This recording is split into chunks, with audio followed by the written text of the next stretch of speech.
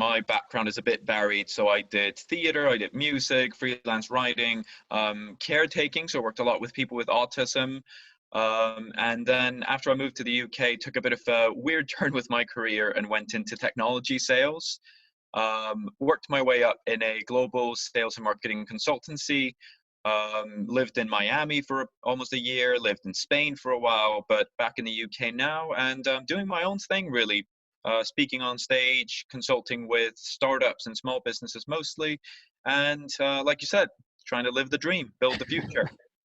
Your LinkedIn bio has you with, like, I think it was team management is what I also saw. And that's kind of why I was very interested to really quickly, like, pick your brain on conversations. That's the topic for today. So last time we talked about lead generation on a zero budget, Yeah, and it just boils right down to like a 6-month plan all around human based relationship marketing.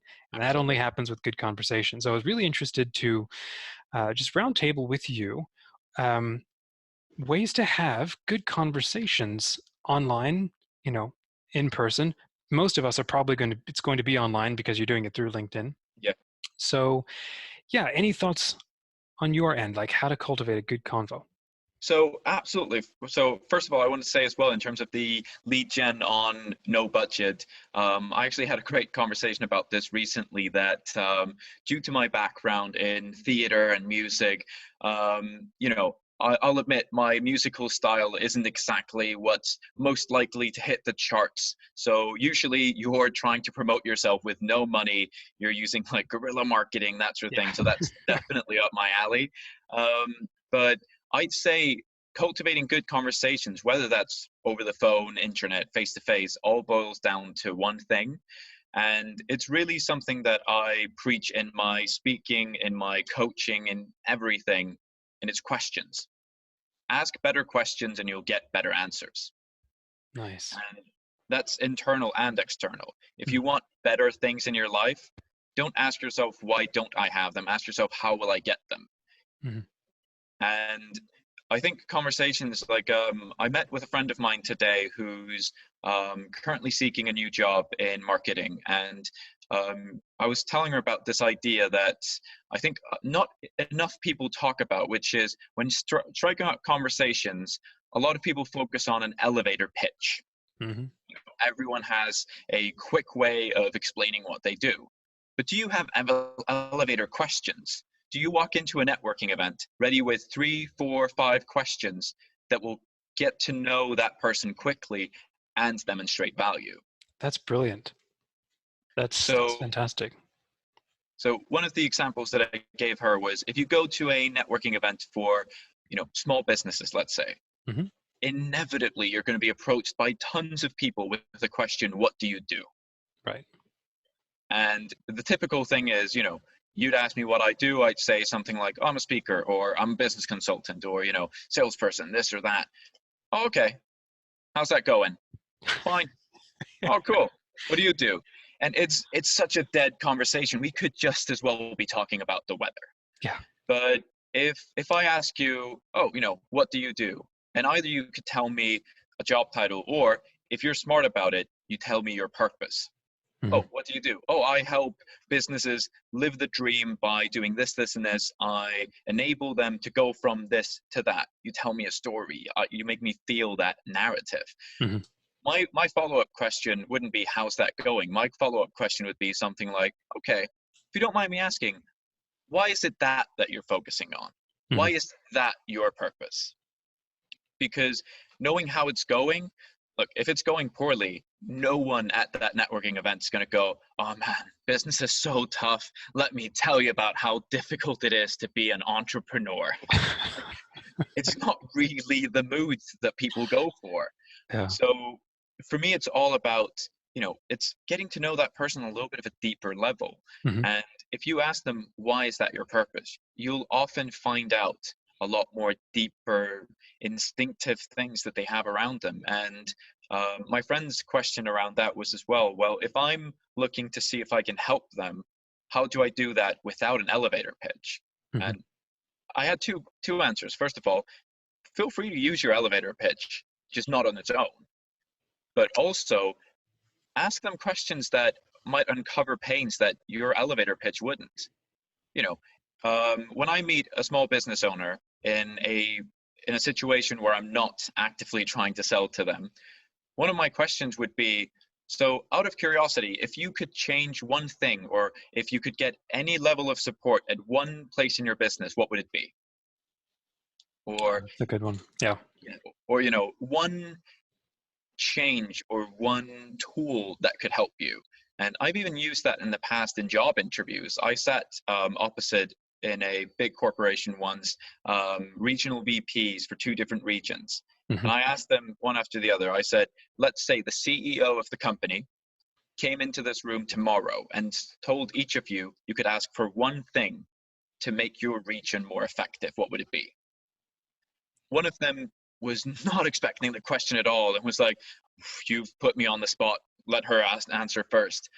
But it's a great way to find out, without being too intrusive, basically what's not working. Yeah. Because if you ask what's going poorly, it's a bit invasive. It's a bit uncomfortable. If you ask what could be better, Mm-hmm. slightly better. If you ask what service could you make use of, even better. Because if you can sell it to them, fantastic. If not, it might give you some insight anyway. No, that is great. So, okay, so the questions that you then brought up, the elevator questions was, um, once you get beyond, hello, what do you do? Yeah. Then it was like, Why? what's motivating you? Why? Yeah, Why so are you why into is this at that? all? Yeah. Yeah. And then trying to sort of see if there's like an opening maybe for a partnership or a business opportunity. Then you're asking, what's this one flaw or a problem area in your business, or what's a service you could Yeah. be you're And investigating? and it's something that works well for networking and what works for sales.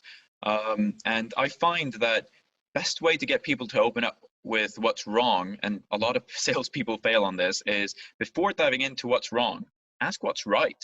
Yeah. What do you love about your day to day? Like, I worked with a software development company, or I trained their sales team a couple of years ago, and their software platform was basically thought for, SMBs, SMEs to develop applications at a rapid pace. And I come into their office, first day, I'm sitting there, I'm building some ideas and stuff after talking to some of the higher ups. And this guy sitting next to me, just random guy at desk, having a conversation with a prospect on the other end. And I hear him start his call with introducing himself, the normal niceties, and then, what are you working on? And after he hangs up the phone, I ask him, is that your regular opening question? What are you working on? He was like, yeah. I said, okay, what's the normal response that you get to that? Oh, they usually say a lot of stuff. I was like, okay, like what? He said, no. They say they're working on a lot of stuff. And I was like, okay, can I give you a bit of an idea for a tweak? And I pointed out, why not find out, what do they love about being a developer? And he was like, how is that going to help me sell them? I was like, hold on.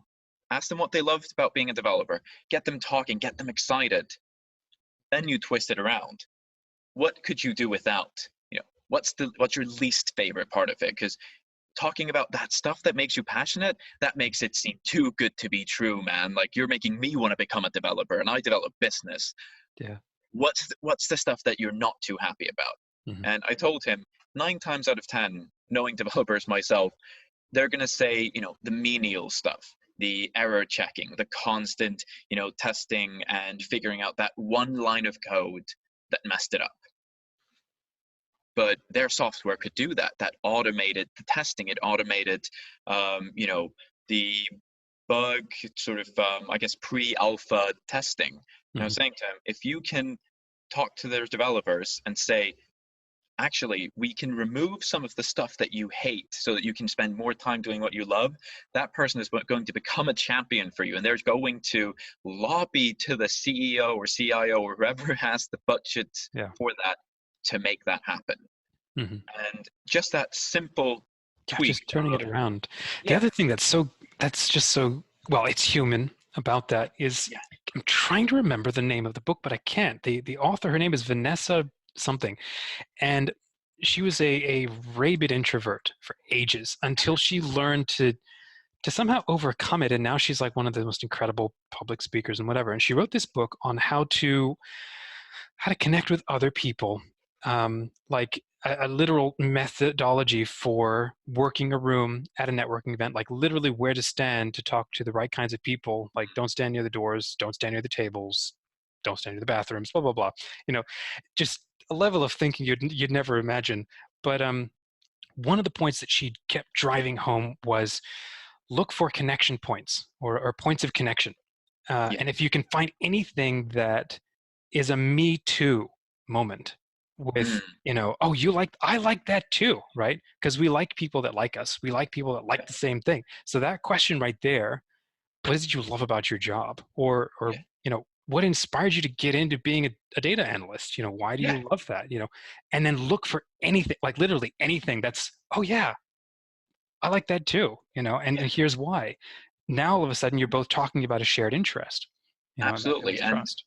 And it's amazing how easy that becomes when you open your mind up to asking those better questions. Hmm. Like, one of my favorite examples of that is speaking to other artists. I'm a musician myself, I write, but visual art is something I've never been good at. Like, my drawing skills have probably not improved much since I was about 10.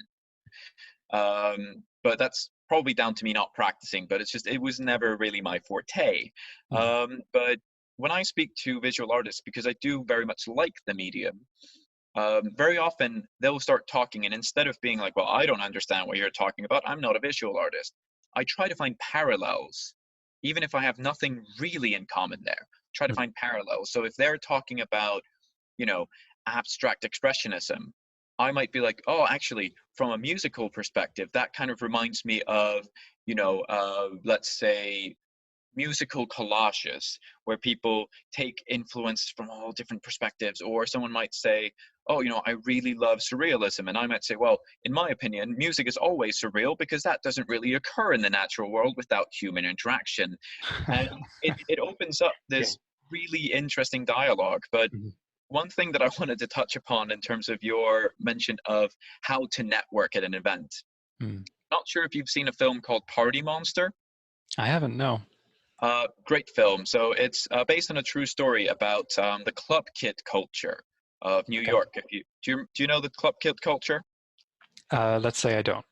Okay, cool. So the club kid culture was effectively a team of like young people who partied quite hard, and there's a load of like legendary drag queens that came up through that scene. Okay. And I'll admit, like, it's a bit of a passion of mine, this whole sort of scenario. Actually, coming into this live event, I just came from volunteering at my local Pride event, but it's really interesting to watch this film and see how a few people that effectively we're doing what social media influencers are trying to do today about 20, 30 years ago Hmm. in New York face to face. They were throwing these incredibly extravagant parties. They were doing these, like, admittedly, some of it's super questionable. There's a lot of illicit materials, there's a lot of questionable things, but being sort of a fly on the wall by watching this film is incredibly interesting to see into the minds of these people, because one of the first things that one of the two main characters teaches the other is how to work a room. Hmm. And what he mentions is, he says, if you're at an event with someone, if you want as many people to notice you as you can, he said, you walk in together, then you go in separate directions, and you start walking up to people and you start chatting just a little bit, and then you say, oh, have you seen my friend, he looks like this and this and this. Then he said, you just work the room together, or no, separately, then you meet up in the middle, and then you walk another circle telling everyone you found each other, introducing each other to the people that you met individually, and then Okay. you leave. And he said, everyone remember you and the other person because of that routine. And they apparently just did that at every happening party in New York at that time.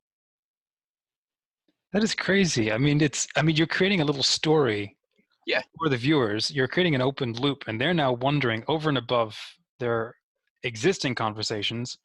They've got this loop that's now open. Did he ever find the guy? yeah. You know? And then you come back and you close the loop saying, oh, we found each other, it's cool. And It's funny because they've got all these little tips in the film. Like Michael Alec, one of the original sort of club kids, Hmm. mentions that if you ever pose for a photo for like a paper or magazine at the time, he said always stand. I think it's always stand on the right side of the group. He said because when it prints, you're on the left side, meaning that the text under the photo will say Michael Alec with. He said your name will always be first, which makes you seem like the most important one in the photo. Oh, there's a little tip to keep in mind, everybody. You're in a trade event, show up on the right. Okay. Well, cool. Let's wrap up then with what would you then, as a like a final sort of actionable tip, recommend for conversations online? So, case in point being LinkedIn, when you're reaching out and you've done your homework. This seems like a good person. Maybe they'll want your business. Either way, you'd like to be in touch with them, and you've sent your initial "Hi, I'd love to connect" kind of thing, and the person writes back with a "Thank you for connecting," and then they don't say anything else. What's one thing that you would then say to start or try to kickstart a conversation with them? So I always like to compare it to dating, because if you think about some of the more, I guess, aggressive sales techniques in a dating scenario, they'd be seen as predatory. Mm-hmm. So if your approach to sales would feel off-putting in a dating scenario, don't do it. Mm-hmm. And in my opinion, well, sadly, I think a lot of people still use quite predatory behavior in the dating world. But if we leave that aside, if you do have that better judgment of being able to step back, think, is this coming across a bit pushy? Asking someone or sort of, I guess, trying to close someone in the first or second message is like proposing on a blind date. Mm-hmm. It could go well, but it could put you in a lot of trouble. So I'd say the number one thing, apart from, I guess, asking the better questions, or even above that, is just show that you care. Mm-hmm. Because, and I don't mean care about getting your paycheck, care about getting your commission, care that the fit is good enough for both parties for you to work together. Because if you try to sell to someone, I don't care if it's a product, a service, most of you should be selling for the long run. You should be trying to build relationships, because customer retention will always be cheaper than customer acquisition. If you Mm-hmm. need to work on a relationship for slightly longer in order to land the right client that will make you exponential residual revenue for an extended period of time, that's always worth more than just firing off spammy messages to people trying to close them within a day. Mm-hmm. I love that insight of it feeling predatory. Yeah, it's just not appropriate. And they don't care that you're under the gun because you're not their responsibility, Exactly. So you have to win them over. Yeah. One No one cares about your target more than you do.